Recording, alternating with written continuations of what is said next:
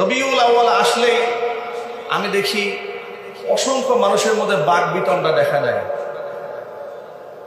মিলাদ হবে না, কিয়াম হবে, দাঁড়িয়ে হবে না, বসে হবে ইত্যাদি নিয়ে খুব বিতর্ক তৈরি হবে। আমার মনে হয় যে রবিউল আউয়াল মাস যেন বিতর্কের মাসে পরিণত করেছে, কিন্তু রবিউল আউয়াল মাস তো বিতর্কের মাস হওয়া উচিত নয়। নবী করিম সাল্লাল্লাহু আলাইহি ওয়াসাল্লামের সিরাত চর্চার মাস হোক, জীবনী চর্চার মাস হোক। আমাদের মধ্যে ভুলগুলো রাসূল পাক সাল্লাল্লাহু আলাইহি ওয়াসাল্লামের জীবনের আলোকে আমরা সংশোধন করে নেই, কিন্তু আমরা এমন কোনো আমল করব না, এমন কোনো কথা বলবো না যা কোরআন গ্রহণ করে না, হাদিস এলাও করে না, এমন আমল আমরা করব না। কারণ মার চেয়ে মাসির দরদি বেশি হলে এটা আলামত ভালো না খারাপ? ইসলামের দরদ মুহাম্মদ সাল্লাল্লাহু আলাইহি ওয়াসাল্লামের অন্তরে যতটুকু ছিল, সাহাবায়ে কেরামের অন্তরে যতটুকু ছিল, আমাদের দরদ কি তার চাইতে বেশি? মোটেও নয়। তাহলে ইসলামের শিক্ষক হচ্ছে নবিয়ুনা মুহাম্মদুর রাসূলুল্লাহ সাল্লাল্লাহু আলাইহি ওয়াসাল্লাম। সুতরাং তার কাছ থেকে আমরা শিক্ষা গ্রহণ করব। গতকালকে একটা অনাকাঙ্ক্ষিত ঘটনা ঘটেছে বাংলাদেশ।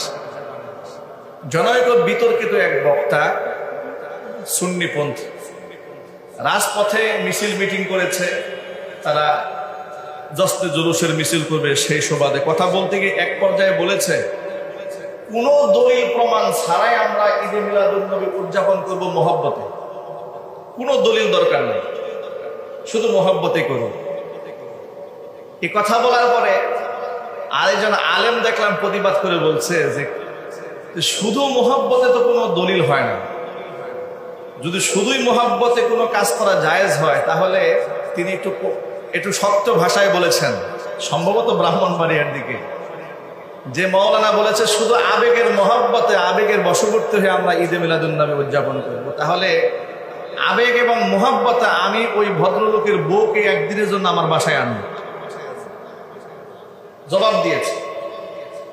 তখন সে বলবে না, আবেগ মহব্বত দিয়ে তো আরেকজনের বউ আনা যায় না। কেন যায় না? শরীয়তে নিষেধ আছে। তাহলে প্রমাণ হলো কি? শুধু আবেগ দিয়ে ভালোবাসা দিলেই সব নাজায়েজ জায়েজ হয়ে যায় না। সুতরাং শুধু আবেগ নয়, আমাদের কাছে কোরআন হুবহু সংরক্ষিত আছে না নাই? হাদিস সংরক্ষিত আছে না নাই? আমরা সমাজ বিনির্মাণে কোরআন এবং সুন্নাহর আলোকে লেগে ছড়িয়ে দিব। আমরা বলি ইনশাআল্লাহ, আর জোরে বলি ইনশাআল্লাহ। নবী করিম সাল্লাল্লাহু আলাইহি সাল্লাম ছিলেন আমাদের শিক্ষক। আল্লাহর হাবিব সাল্লাল্লাহু আলাইহি সাল্লাম পৃথিবীতে আগমন করার পূর্বে জাতির পিতা ইব্রাহিম আলাইহিস সালাতু ওয়াস সালাম পুত্র ইসমাঈলকে সাথে নিয়ে কাবা ঘর পুনর্নির্মাণ করে আল্লাহর কাছে দোয়া করেছিলেন, রব্বানা ওয়াবআথ ফীহিম রাসূলান মিনহুম ইয়াতলু আলাইহিম আয়াতিকা ওয়া ইউআল্লিমুহুমুল কিতাবা ওয়াল হিকমাতা ওয়া ইউযাক্কিহিম ইন্নাকা আনতাল আজিজুল হাকীম। আয় আমাদের রব, ওয়াবাস ফীহিম, আমার পুত্র ইসমাইলের বংশধরদের ভেতরে তাদেরই থেকে তুমি এমন একজন রাসূলকে দুনিয়ার মাটিতে প্রেরণ করো, যিনি 4টা মিশন নিয়ে দুনিয়াতে আসবেন। 1 নাম্বার, ইয়াতলু আলাইহিম আয়াতি, তোমার আয়াতগুলো তেলাওয়াত করে তাদেরকে শোনাবেন।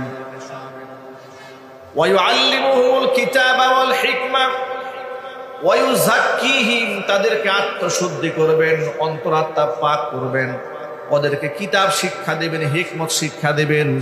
এই 4টি মিশন নিয়ে একজন শিক্ষক আপনি দুনিয়াতে পাঠায় দেন। জোরে বলেন সুবহানাল্লাহ।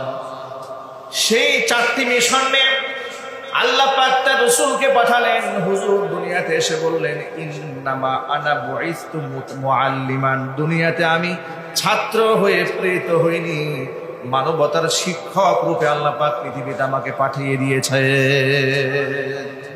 মানবতার শিক্ষক নবী মুহাম্মদ রাসূলুল্লাহ সাল্লাল্লাহু আলাইহি ওয়াসাল্লাম, তার রেখে যাওয়া আদর্শ যদি আমরা সমাজে বাস্তবায়ন করতে পারি, তাহলে এই সমাজটা সুন্দর হবে। আজকে আপনাদের সামনে একটা দুঃখজনক বাস্তবতা আমরা শেয়ার করব। আমাদের বাংলাদেশের বর্তমান প্রেক্ষাপটে দ্বীন শিক্ষাটা এত বেশি জরুরি। আমি আমার ভাষায় সবসময় বলি, এটা আমার স্বপ্ন।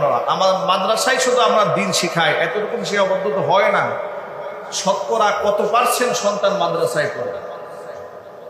শতকরা কত পার্সেন্ট সন্তান মাদ্রাসায় দেয়? বেশিরভাগ সন্তান তো আমাদের স্কুলে পড়ে, ইউনিভার্সিটিতে পড়ে, বিশ্ববিদ্যালয়ে পড়ে, কলেজে পড়ে। কথা ঠিক নেবে ঠিক জোরে বলে। একটা ঘরে 4-5টা সন্তান থাকলে অনেকের ঘর থেকে মাত্র একজন সন্তানকে মাদ্রাসায় দেওয়া হয়, বাকি স্কুল কলেজ ইউনিভার্সিটিতে সবাই তো পড়াশোনা করছে। একটা সমাজের কত পার্সেন্ট ছেলে মেয়ে মাদ্রাসায় পড়ে? বেশিরভাগ সন্তান তো স্কুল কলেজ বিশ্ববিদ্যালয়ে পড়াশোনা করছে।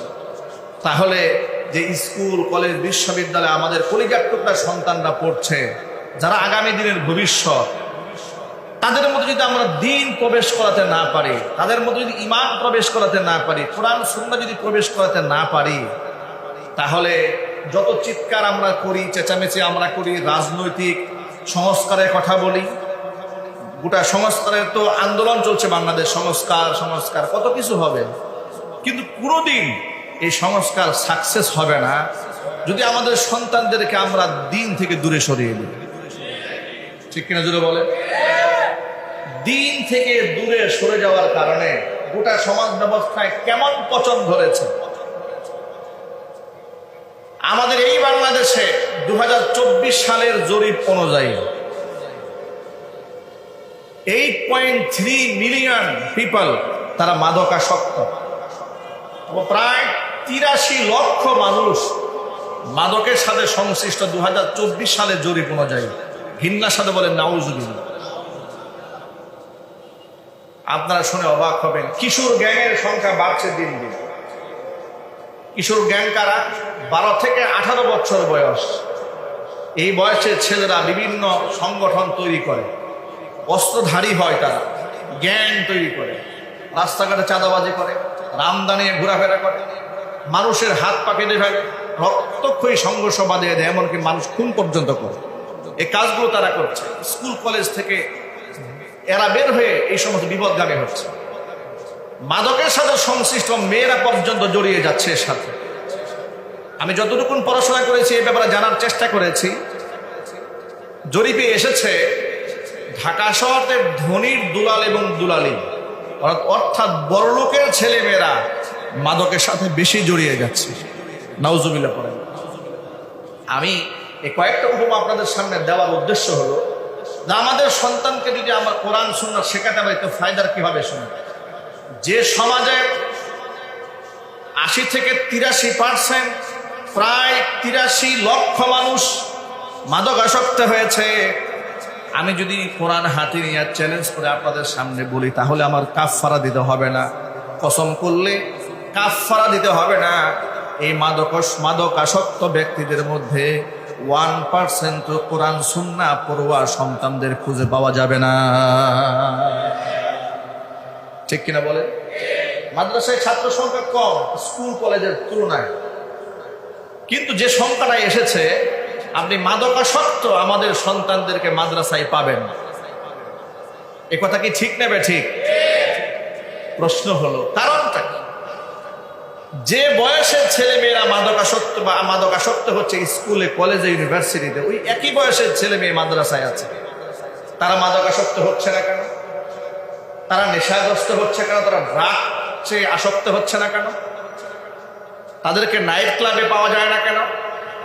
তাদেরকে নেশার আড্ডায়, গাজার আড্ডায়, তাসের আড্ডায় পাওয়া যায় না কেন? মাস্তানি করতে পাওয়া যায় না কেন? এর কথার জবাব একদম চূড়ান্ত। এর জবাব হলো 1500 বছর আগে যে কোরআন দিয়ে আল্লাহর নবী সাল্লাল্লাহু আলাইহি ওয়াসাল্লাম সুন্দর একটা সমাজ বিনির্মাণ করতে সক্ষম হয়েছিলেন, ওই কোরআনের কিছুটা প্র্যাকটিস মাদ্রাসায় থাকার কারণে গোটা মাদ্রাসাগুলোকে আল্লাহ পাক মাদক থেকে মুক্ত করে দিয়েছে। সুতরাং ওই প্র্যাকটিসটা যদি গোটা সমাজ ব্যবস্থার মধ্যে হতো, যে প্র্যাকটিসটা মাদ্রাসায় করানো হয় এটা যদি স্কুলে করানো হতো, ইউনিভার্সিটি লেভেলে করানো হতো, তাহলে আমাদের বোনেরা ইফটিজিং এর শিকার হতেন না, আমাদের ভাইরা মাদকাসক্ত হতেন না, আমাদের আগামীর বাংলাদেশ একটা নিরাপদ বাংলাদেশ হয়ে যেত। কথা ঠিক না? ঠিক জোরে বলে। এই জন্য ধর্মীয় শিক্ষক এবং ধর্মীয় সিলেবাস স্কুলেও থাকা উচিত, বিশ্ববিদ্যালয়ে থাকা উচিত। কিন্তু অবাক করা বিষয় কি জানেন, এই সপ্তাহের মধ্যে সরকার একটা নতুন সিদ্ধান্ত গ্রহণ করেছে। সেই সিদ্ধান্ত হচ্ছে বাংলাদেশে যতগুলো প্রাইমারি স্কুল আছে সমস্ত প্রাইমারি স্কুলে তারা সরকারের পক্ষ থেকে একজন করে গানের শিক্ষক নিয়োগ দেবেন। একটু জোরে বলতে হবে নাউজুবিল্লাহ। আমি আপনাদেরকে বলি, গানের শিক্ষক নিয়োগ দেওয়ার ব্যাপারে বাংলাদেশের 90 থেকে 95% মানুষ মুসলমান। এই সংখ্যাগরিষ্ঠ মুসলিম দেশের ছোট্ট ছেলে মেয়েদেরকে, আমাদের সন্তানদেরকে আনুষ্ঠানিকভাবে রাষ্ট্রীয় কারিকুলামে গান শেখানো হবে, রাষ্ট্রীয় কোষাগার থেকে তাদেরকে বেতনভুক্ত করে শিক্ষক নিয়োগ দেওয়া হবে। এখন আপনারা বলেন এই দাবির সাথে কি আপনারা একমত? চিৎকার দিয়ে বলুন একমত। এখানে কত পার্সেন্ট লোক আপনারা এর বিরুদ্ধাচরণ করেন? আমি দুহাত দেখতে চাচ্ছি।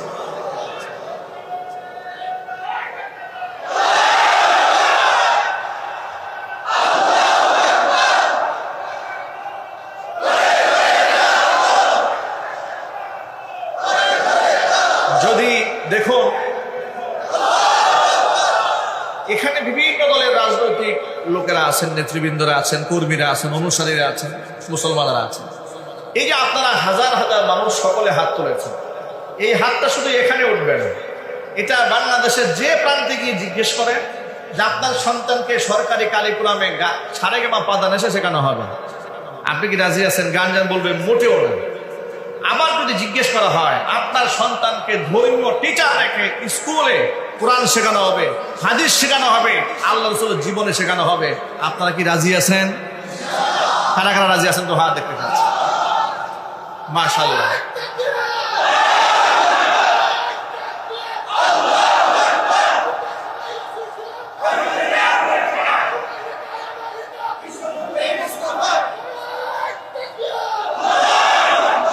আমার প্রশ্ন হলো, তাহলে যে শিক্ষা সকলে চান সেই শিক্ষা কেন সরকার চান না? যে শিক্ষা কেউ চায় না সেই শিক্ষা কেন সরকার আমাদের উপর চাপিয়ে দিতে চান? ডক্টর মোহাম্মদ ইউনূস, আমরা যার ব্যাপারে অনেক প্রশংসা করেছি, তিনি অত্যন্ত শিক্ষিত মানুষ, মর্যাদাপূর্ণ মানুষ। তার কাঁধে কোন ভূত সওয়ার হলো? সংস্কারের এত গুরুত্বপূর্ণ দিক আছে, এগুলো বাদ দিয়ে উনি বিতর্কিত বিষয়গুলো কেন নিয়ে আসতেছেন? আইনের শাসন প্রতিষ্ঠিত হচ্ছে না, অপরাধীরা এখনো নাকের ডগায় ঘুরে বেড়াচ্ছে, এদেরকে গ্রেফতার করার সময় পায় না সরকার। কথা বলে না কেন? প্রতিনিয়ত ফেসবুক, অনলাইনে, সোশ্যাল মিডিয়াতে আমাদেরকে থ্রেট করছে, ওরা আসলে নাকি আমাদেরকে দেখাই দেবে, এগুলো থ্রেট করছে। এদেরকে অ্যারেস্ট করার সময় নাই, এদের পিছনে টাকা বরাদ্দ করার সময় নাই গ্রেফতার করার পেছনে।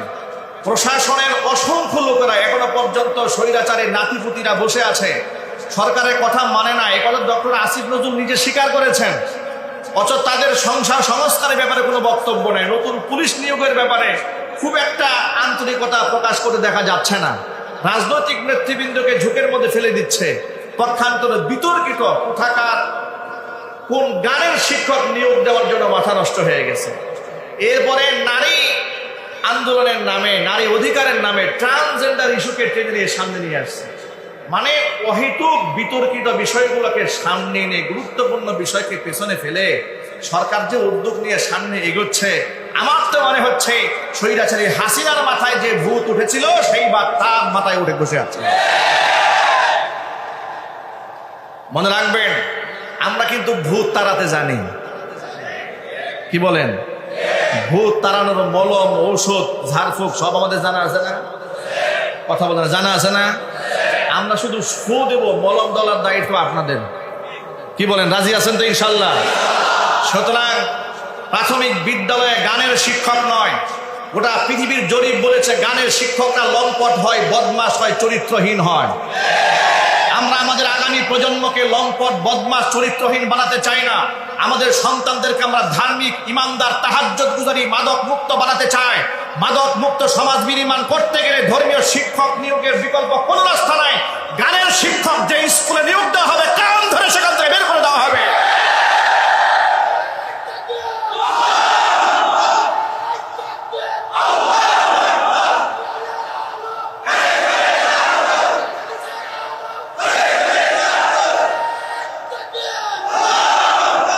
প্রশ্ন হচ্ছে, সাধারণ জনগণের মতামতকে উপেক্ষা করে, তাদের হৃদয়ের তামান্নাকে উপেক্ষা করে 2-4-5 জন মানুষের দাবি দেওয়া গোটা জাতির উপরে চাপাই দেওয়া হবে, এটা কোনোদিন আমরা বরদাস্ত করি না। কথা ঠিক কিনা জোরে বলেন? গানের শিক্ষক কি আপনারা চান? চিৎকার দিয়ে বলুন চান। সুতরাং সরকারের এই সিদ্ধান্তকে প্রত্যাহার করতে হবে। ট্যাক্সের টাকা দিয়ে আমরা কোনো গানের শিক্ষক আমাদের স্কুলে আমরা ঢুকতে দেব না। স্কুলে এখনো পর্যন্ত অসংখ্য স্কুল আছে, প্রাইমারি স্কুলে শিক্ষকের অভাব, ভালো শিক্ষক নাই, 2 জন দিয়ে 3 জন দিয়ে পুরো প্রাইমারি স্কুল চলে। টাঙ্গাইলের একটা স্কুল কয়েকজন শিক্ষক স্বৈরাচারে আমার নিয়োগ দেওয়া হয়েছে, হাতে গোনা 3-4 জন, সবগুলাই হিন্দু। এরা আমার বাচ্চাদেরকে ধর্ম পড়ায়। আপনি চিন্তা করেন, একটা হিন্দু টিচার বিসমিল্লাহর মর্যাদা কি বোঝে, ধর্মীয় সাবজেক্টের মর্যাদা সে কি বোঝে, এগুলা পড়াচ্ছে। অথচ গোটা বাংলাদেশের 99% মানুষের আকাঙ্ক্ষা আমাদের বাচ্চাদেরকে স্কুলে, অন্তত প্রাইমারি লেভেলে কোরআন শেখানোর জন্য একটা ধর্মীয় শিক্ষক নিয়োগ দেওয়া হয়। এটাকে তারা গুরুত্ব দেয় না। গান শেখাবে আমাদের বাচ্চাদেরকে। মাথা নষ্ট হয়েছে, পাগলের মাথা ঠিক নাই, মাথা আমরা ঠিক করে দেবো ইনশাআল্লাহ। রাজি আছেন না ইনশাআল্লাহ? ধর্মীয় শিক্ষক যদি আমাদের সন্তানদের কাছে আসে তো ফায়দা কি হবে শোনেন। সাংস্কৃতিক মরাও তারা হবেন, তারা ইসলামী হাম শিখবেন, নাচ শিখবেন, কেরাত এবং গজল শিখবেন। ঠিক কিনা যদি বলে? হালাল হারাম, বৈধ অবৈধ, জায়েজ না জায়েজ শেখাবে, আল্লাহর ভয় শেখাবে। একজন সন্তানের শিশুকালে যদি কলিজার মধ্যে ঈমান ঢেলে না দেওয়া যায়, বড় হয়ে গেলে তার কলিজার মধ্যে আর ঈমান দেওয়া এতটা সহজ থাকে না, কঠিন হয়ে যায়, কঠিন হয়ে যায়। ছোট্ট বাচ্চারা কাদা মাটির মতো, এই জন্য ভদ্রতা আদব শেখাতে হয় শিশুকালে। কখন শেখাতে হয় জুড়ে বলেন? আপনার মেয়েকে পর্দানশীল হওয়া শেখাবেন কি বুড়া হয়ে যাওয়ার পরে? ছোট্টবেলাতে তাকে শেখাবেন কার সামনে যাওয়া যাবে, কার সামনে যাওয়া যাবে না, কার সামনে গিয়ে হাসি তামাশা করা যাবে, কার সামনে করা যাবে না। শিশুকাল থেকে বাচ্চাকে তালিম দেবেন, বোরকা পরা শেখাবেন, হেজাব পরা শেখাবেন, নেকাব পরা শেখাবেন। এগুলো শিশুকাল থেকে বাচ্চাকে ট্রেনিং দেওয়া হবে। বলেন ইনশাআল্লাহ। বাচ্চারা কাদা মাটির মতো, এদেরকে ছোটবেলায় আপনি যা শেখাবেন, কাদা মাটি নরম থাকা অবস্থায় যা খুশি তা বানানো যায়, কিন্তু যখন শক্ত হয়ে যায়, পুরা মাটি হয়ে যায়, তখন আর ঠিক করা যায় না, ভেঙে যায়। ওরা আমাদের শিক্ষা কারিকুলামের মধ্যে বিগত স্বৈরাচারী আমলে হিন্দুত্ববাদী মিশন কার্যকর করার জন্য ধর্মীয় সমস্ত সাবজেক্টগুলোকে পেছনে ফেলে দেওয়া হয়েছিল। ঠিক কিনা জোরে বলেন? যত প্রকারের অমূলক শিক্ষা, সব শিক্ষা ব্যবস্থার মধ্যে ঢুকে দেওয়া হয়েছিল। আমরা চাই আগামীর বাংলাদেশটা কোরআন সুন্নাহর বাংলাদেশ বানাতে চাই। বলেন ইনশাআল্লাহ। কোরআন সুন্নাহ যদি না আসে, শুধু সংস্কার দিয়ে কোনো কাজ হবে না। কারণ বিগত জীবনের শিক্ষিত সমাজের লোকেরা এই সমাজকে কি উপহার দিয়েছে? তারা দিয়েছে ঘুষ, দুর্নীতি, অপশাসন, জুলুম, আয়নাঘর, নির্যাতন, নারী ধর্ষণ, এগুলোই তারা উপহার দিয়েছে। গোটা জাতিকে ইনসাফ তারা উপহার দিতে পারে নাই। লোকেরা বলে শিক্ষা জাতির মেরুদণ্ড। সেটা কোন শিক্ষা? আপনারা বলেন সাবেক ভূমিমন্ত্রী সাইফুজ্জামান, তিনি শিক্ষিত না অশিক্ষিত?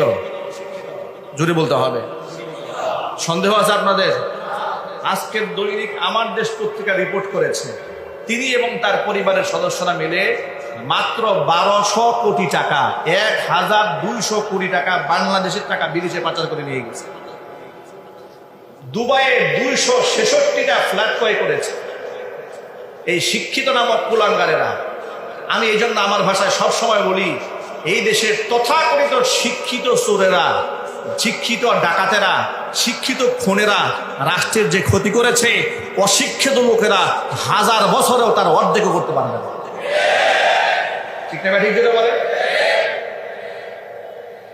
দিনাজপুরে বড় পুকুরিয়া কয়লার খনি থেকে বিলিয়ন বিলিয়ন টাকার কয়লা হঠাৎ করে গায়েব হয়ে গিয়েছিল স্বৈরাচারের আমলে।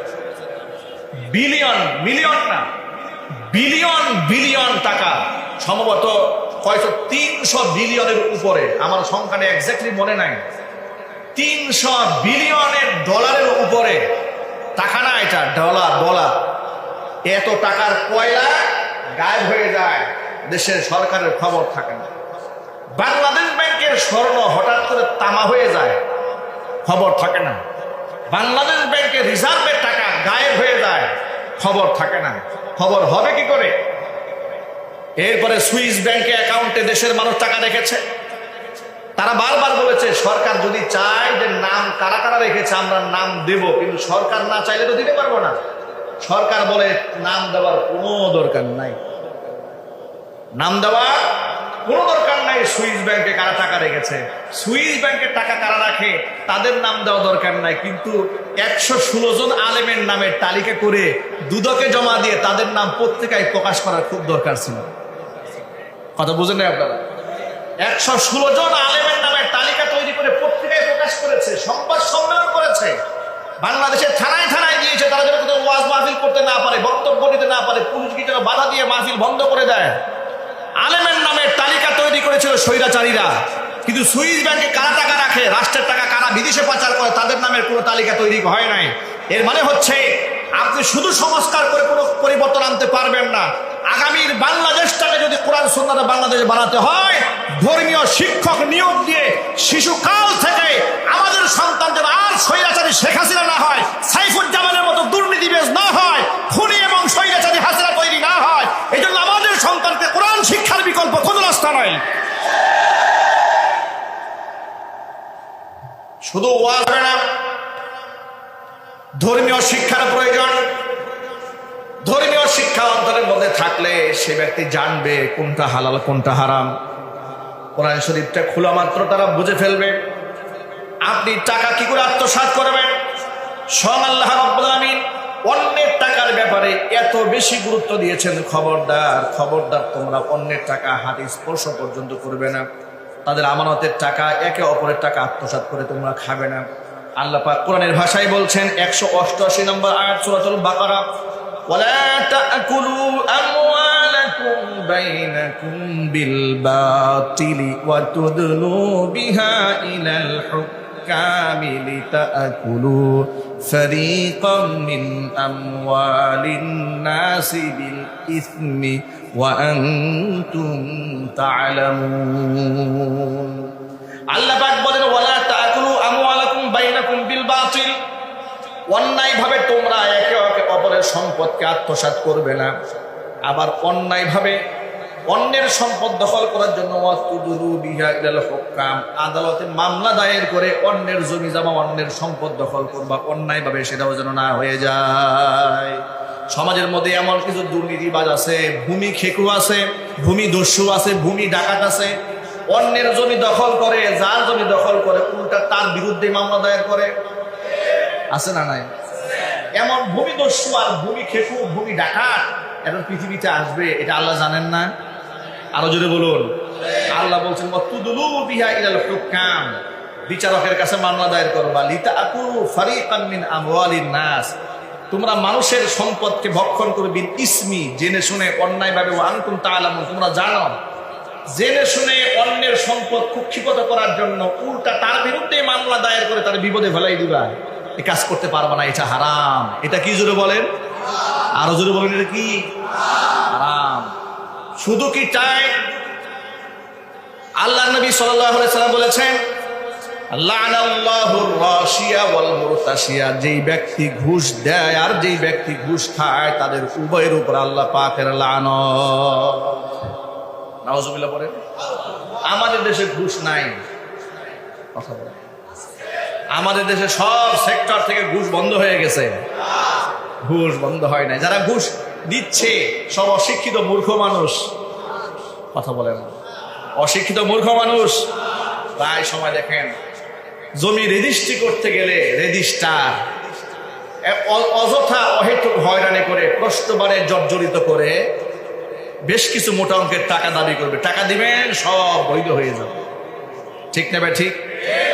অথবা রেজিস্ট্রারের কাছে অসাধু লোক যায়, অন্যের জমি অন্যায়ভাবে রেজিস্ট্রি করার জন্য ভুল কাগজপত্র নিয়ে যায়। স্যার আপনার তো কোনো টেনশন না, আপনার সমস্যাকে এই যে আপনার ভাগ নিয়ে নেন, আপনি সই দিয়ে দেন, আমার নামে উঠায় দেন, এগুলা বাংলাদেশে আছে না নাই?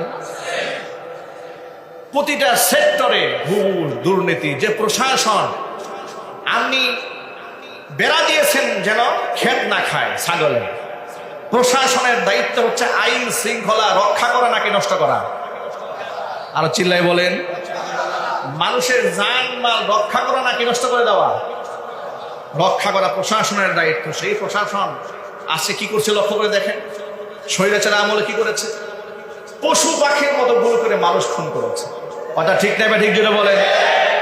কয়েকদিন আগে বাংলাদেশের তরুণ রাজনীতিবিদ, প্রথম সারির রাজনৈতিক নেতা ভিপি নুরুল হক নুরুকে আর্মি এবং পুলিশে মিলে যেভাবে পিটালো, আমার মনে হচ্ছে কত রাগ আর কত ক্ষোভ, কত গুসা এই ভিপি নুরুল হক নুরুর উপরে আর্মি রয়েছে, পুলিশের রয়েছে। আমার তো চিৎকার করে যদি বলি আমার দিল কিছুটা ঠান্ডা হবে। নিঃসন্দেহে সেনাবাহিনীর ওই সমস্ত কর্মকর্তারা এবং পুলিশের ওই সমস্ত কর্মকর্তারা যারা তার উপর হামলা করেছে, একটু তথ্য উপাত্ত উদ্ঘাটন করে দেখুন, একটু ইনভেস্টিগেশন করে দেখুন, তারা স্বৈরাচারী রেখে যাওয়া আন্ডা বাচ্চা। কারণ স্বৈরাচার পতনের ভিপি নুরুল হক নুরু বাংলাদেশের রাজপথের প্রথম সারির লড়াকু সৈনিক ছিলেন। জীবন বাজি রেখে মার খেয়েছে, জেল খেটেছে, রিমান্ড নির্যাতন সহ্য করেছে, এরপরেও স্বৈরাচারীর পতন ঘটিয়েই দিয়েছে। সেই প্রথম বলেছিল 90% সরকার শেষ, মাত্র 10% বাকি আছে, আপনারা ধাক্কা দেন, সরকার পড়ে যাবে। এই কথা বলে গোটা ঘুমন্ত জাতিকে সেই প্রথম জাগ্রত করেছিল। সুতরাং তার উপর স্বৈরাচারের রাগ নাই, গুসা নাই, মান অভিমান নাই। ওদের নিয়োগকৃত পালিত এই সমস্ত পশু রাষ্ট্রের পোশাকে থাকবে, তা আমরা সহ্য করব না। আমাদের কথা একদম পরিষ্কার, দেশ বিরোধী কার্যক্রম যারা করেছে, রাষ্ট্রবিরোধী কার্যক্রম বর্তমানে যারা চালিয়ে যাচ্ছে, তাদের নিয়োগকৃত, তাদের পালিত কুকুরগুলোকে ফুটেজ দেখে দেখে চিহ্নিত করে চাকরি থেকে বরখাস্ত, তাদেরকে বরখাস্ত করে সর্বোচ্চ শাস্তির আওতায় আনতে হবে। একদিক থেকে দেখি সেনাবাহিনী দুঃখ প্রকাশ করে, পুলিশ দুঃখ প্রকাশ করে, রাজনৈতিক নেতৃবৃন্দ দুঃখ প্রকাশ করে, সবাই হসপিটালে দেখতে যায়। সবাই যদি দুঃখ প্রকাশ করে তাহলে অপরাধটা করলো কে? কথা বুঝেন নাই? আশ্চর্যের ব্যাপার, বিএনপি দুঃখ প্রকাশ করে, কারণ নাম বলে না, বলে যারা করেছে ভাসুরের নাম মুখে আনতে কষ্ট হয়তো। জামাতও দেখি নাম বলে না, প্রকাশ্য দিবালকে আমরা দেখলাম, গোটা জাতি দেখলো পুলিশ পিটাচ্ছে, আর্মি পিটাচ্ছে, সেনাবাহিনী পিটাচ্ছে। এত ভয় কেন? পুলিশের নাম, আর্মির নাম মুখে আনতে যদি ভয় লাগে, এতটুকু মুনাফিকি চিন্তা চেতনা নিয়ে, সাহসিকতা নিয়ে রাজনীতি করেন, জাতির সামনে লজ্জা হয় না? রাজনীতিবিদ তো এমন হতে হবে, সে যেই পোশাকে আসুক, হাসিনার পোশাকে আসুক, আর পুলিশের পোশাকে আসুক, সেনাবাহিনীর পোশাকে আসুক, জাতির বিরুদ্ধে, জনগণের বিরুদ্ধে, মানুষের বিরুদ্ধে, ইনসাফের বিরুদ্ধে যে দাঁড়াবে তার বিরুদ্ধে আমাদের দাঁড়িয়ে যেতে হবে।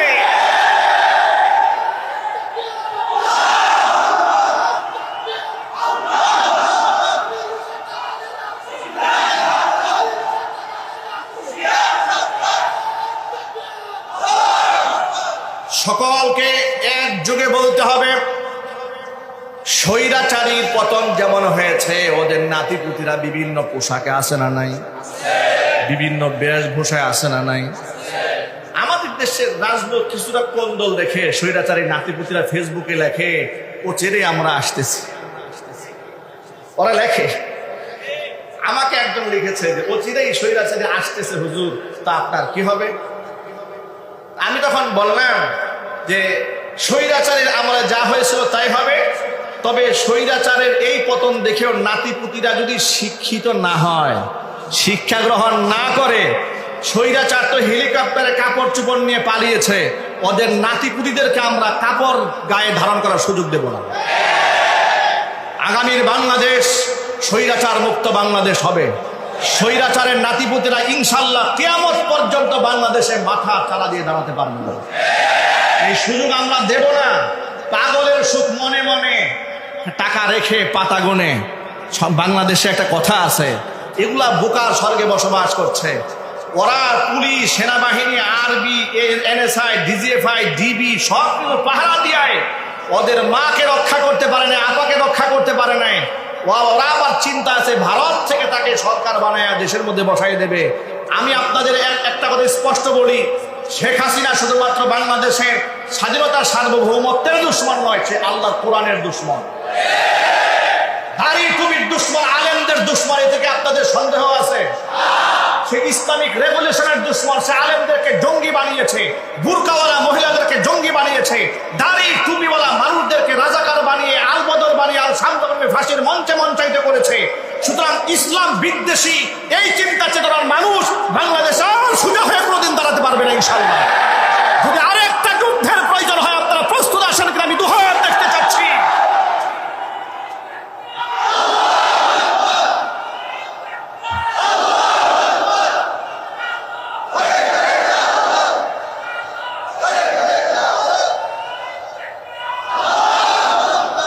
আমি বর্তমান সরকারের দৃষ্টি আকর্ষণ করছি, প্রাইমারি স্কুলে গানের শিক্ষক নয়, ধর্মীয় শিক্ষক নিয়োগ দিতে হবে। যদি গানের শিক্ষক নিয়োগ দেন তাহলে এই দেশের মানুষ রাজপথে আবার নামতে বাধ্য হবে। ধর্মীয় শিক্ষায় শিক্ষিত করেন। আমরা আমাদের সন্তানদেরকে কিশোর গ্যাংয়ের সদস্য হবে এটা আমরা দেখতে পছন্দ করব না। আমাদের সন্তানদেরকে দুর্নীতিবাজ দেখতে চাই না, চরিত্রহীন দেখতে চাই না, লম্পট দেখতে চাই না, গুন্ডা বদমাশ দেখতে চাই না, শেখ হাসিনার আদর্শে দেখতে চাই না। আমরা আল্লাহর নবী সাল্লাল্লাহু আলাইহি ওয়াসাল্লামের আদর্শে আমাদের সন্তানদেরকে আদর্শবান দেখতে চাই। সুতরাং কোরআন সুন্নাহর বিকল্প কোনো পথ নাই। আল্লাহ রাব্বুল আলামিন যেন কবুল করেন, জোরে কোন আমিন। আলহামদুলিল্লাহ, ইতিমধ্যে আমাদের মাদ্রাসাগুলোকে আমরা জেনারেল সাবজেক্ট এবং ধর্মীয় সাবজেক্টের কারিকুলামে সাজিয়ে দিয়েছি। অসংখ্য একটা সময় তো ছিল বাংলাদেশে যখন শুধুমাত্র দরিদ্র অসহায়দের সন্তান মাদ্রাসায় পড়তো। এখন বর্তমান বাংলাদেশে এলিট পিপল, যারা সমাজের এলিট শ্রেণী, যারা ধনাঢ্যবান ব্যক্তি, শিল্পপতি, ডাক্তার, ইঞ্জিনিয়ার, ব্যারিস্টারদের সন্তানদেরকে হাফেজ বানাচ্ছে, আলেম বানাচ্ছে। দিনদার ইমানদার পুলিশ অফিসার, দিনদার ইমানদার আর্মি অফিসার, সেনাবাহিনী, গোয়েন্দা বিভাগের বড় বড় কর্মকর্তারা সন্তানদেরকে হাফেজ বানাচ্ছে, আলেম বানাচ্ছে। পুলিশ প্রশাসনের মধ্যে ইমানদার আছে না? সেনা কর্মকর্তাদের মধ্যে ইমানদার আছে না? গোয়েন্দা বিভাগে ইমানদার আছে না? আমার মাদ্রাসায় পড়াশোনা করছে গোয়েন্দা বিভাগের এক ঊর্ধ্বতন কর্মকর্তা সেনাবাহিনী, আমার মাদ্রাসায় তার সন্তান হিফজ করছে, আলহামদুলিল্লাহ বলেন। পুলিশ অফিসার অসংখ্য লোকেরা আমাদের সাথে যোগাযোগ করে সন্তানকে হাফেজ বানাবে, আলেম বানাবে। ওরা বুঝে গেছে, তারা বাস্তবতা দেখেছে। ওই যে কয়েকদিন আগে তো গোটা জাতিকে চোখে আঙ্গুল দিয়ে দেখিয়ে দিয়েছে ইংলিশ মিডিয়ামের মেয়েটা বাবা মার বিরুদ্ধে মামলা করেছে হাইকোর্টে গিয়ে। এমনকি বাবা মাকে গোটা জাতির সামনে মোস্ট ক্রিমিনাল বলে আখ্যায়িত করেছে সন্তান, নাউজুবিল্লাহ করেন। এই দৃশ্যগুলো দেখে দেখে সচেতন গার্জিয়ানরা বুঝে ফেলছে যে না, আমাদের সন্তানদেরকে দিন ইমান ছাড়া হলে আমাদের আগামী ভবিষ্যৎ অন্ধকার হয়ে যাবে। এর চাইতে বড় ব্যর্থ বাবা আর মা কি হতে পারে? বাবা মা দুনিয়া থেকে মরে গেল, সন্তান তার জন্য দোয়াও করতে পারে না। কথা ঠিক না ব্যাঠিক? ছোট্ট একটা এক্সাম্পল আপনাদের সামনে উপস্থাপন করি বোঝাবার জন্য।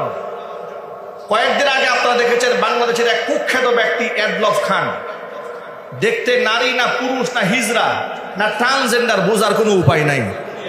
জামা কাপড়ে এমন বেশভূষা, পাঞ্জাবি বলবেন না থ্রি পিস বলবেন, কোনো উপায় নাই। তারা আবার এ দেশে ক্রেস্ট পায়, পুরস্কার পায়, সুদর্শন পুরুষ হিসেবে। একটু বলে নাউজুবিল্লাহ।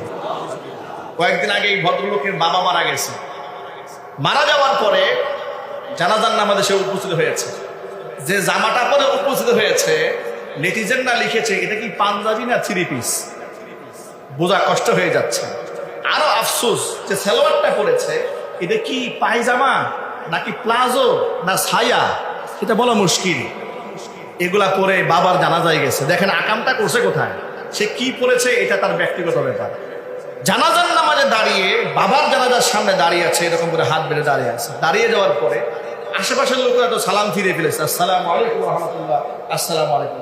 এই ভদ্রলোক জানাজার সে যে সালাম ফিরাতে হয় তাও জানে না। সবাই সালাম ফেরাচ্ছে, তার দিকে ক্যামেরা ধরা, সে সালাম না ফিরিয়েই বাস শেষ, নামাজ শেষ। কত বড় কুলাঙ্গার হলে, কত বড় ব্যর্থ বাবা মা হলে এমন সন্তান দুনিয়াতে রেখেছে। ঠিক কিনা জুড়ে বলেন? শুধু কি তাই, নিজের সন্তান হয়ে বাপ মার জানাজা পর্যন্ত করতে জানে না। এই সন্তান মৃত্যুর পরে আপনার জন্য ইসালে সবের ব্যবস্থা করবে, তার ওসিলে আপনি মাপ পাবেন, কি করে কল্পনা করেন? এই জন্য এখনো সময় আছে, সন্তানদেরকে আল্লাহর কোরআন শেখান, ইমান শেখান, দিন শেখান, আদর্শ শেখান। দুনিয়া এবং আখিরাত উভয়টা আলোকিত হয়ে যাবে ইনশাআল্লাহ। জুড়ে বলেন ইনশাআল্লাহ। আমাদের মাদ্রাসা কারিকুলামগুলো আলহামদুলিল্লাহ আমরা সাজিয়েছি। আমাদের বাচ্চাদেরকে আমরা বাংলা পড়াচ্ছি, ইংরেজি পড়াচ্ছি, অঙ্ক পড়াচ্ছি, আরবি পড়াচ্ছি, তাফসির পড়াচ্ছি, ফিকহ পড়াচ্ছি। আমাদের সন্তানরা আগামী নেতৃত্ব দিবে সর্বগুণে গুণান্বিত হয়ে ইনশাআল্লাহ। আপনারা প্রস্তুত আছেন তো ইনশাআল্লাহ? সন্তানকে অবশ্যই প্রাথমিক শিক্ষা মাদ্রাসায় দিবেন। কারা কারা রাজি আছেন তো হাত দেখতে চাই, বলেন ইনশাআল্লাহ। একটু সাহস দিয়ে বলেন না ইনশাআল্লাহ। হাত নামান। আপনার সন্তান হাফেজ হওয়ার পরে যদি আপনি ডাক্তার বানান, অসুবিধা বানান, ইঞ্জিনিয়ার বানান, ব্যারিস্টার বানান, প্রফেসর বানান, রাজনীতিবিদ বানান, পাইলট বানান, ইমামদার হোক, সে শাহরিয়ার কবির না হোক, মুনতাসির মামুন না হোক, ঠিক না ঠিক যদি বলেন, পরিমল না হোক, হাসান হক ইনু না হোক, রাশেদ খান মেনন না হোক, আপনার সন্তানদেরকে শাহজালাল, শাহপরান রাহিমাহুল্লাহর যোগ্য উত্তরসূরি বানান। আল্লাহ পাক কবুল করেন, মঞ্জুর করেন। জুড়ে বলুন আমিন। ওয়া আখিরু দাওয়ানা আলহামদুলিল্লাহি রাব্বিল আলামিন। ক্বাবলাল জুমআ 4 রাকাত সুন্নাত নামাজ আদায় করেন, মেহেরবানি করে।